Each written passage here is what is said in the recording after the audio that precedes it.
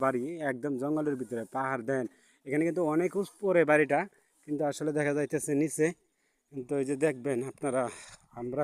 কোন দিক দিয়ে পাহাড়ে যাই আপনারা ভাবতেও পারবেন না যে আসলে পাহাড়ি অঞ্চলে যারা বাস করে কি কষ্টে বাস করে এবং লাকড়ির জন্য আমরা কিন্তু মূলত আজকে লাকড়ির জন্য আসছি পাহাড়ে তো লাকড়ির জন্য আসলেও কিন্তু আমরা আজকে ভালো ভালো লাকড়ি কাটবো যাও যাও যাও এদিক দিয়ে এদিকে যাও পাহাড় জঙ্গলের ভিতরে যাও জঙ্গলের ভিতরে ভালো ভিডিও করতেছি না এই যে দেখেন এনে বেড়ি বাদ দিয়ে পানি জমায়া তারপরে কিন্তু এই যে জমিগুলো চাষ করছে এই যে দেখতেই পারতেছেন আপনারা আমি আজকে দেখাবো ওই যে পাহাড়ে উঠতেছি দেখেন কি অবস্থা তোমরা আগে আগে যাও আমি পিছনে পিছনে আসতেছি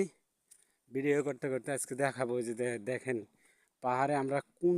জায়গায় বসবাস করি কিভাবে লাকড়ি নিয়ে ভাত রান্না করতে হয় আমাদের এলাকায় তো গ্যাস নাই আপনারা জানেন যদিও গ্যাস আমরা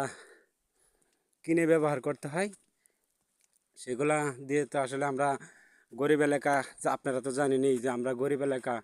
সবাই তো গ্যাস কিনে ব্যবহার করা সম্ভব না অলরেডি দেখেন এই যে একদম পাহাড়ে কিন্তু আমি একটু দেখানোর চেষ্টা করতেছি যে আপনারা আসলে কতটুক নিচে এই দেখেন কতটুক নিচে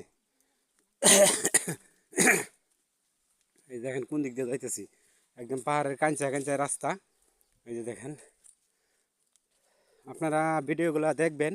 এবং যদি পারেন একটু শেয়ার করে দিবেন কারণ ভিডিওগুলো আমরা অনেক কষ্ট করে করি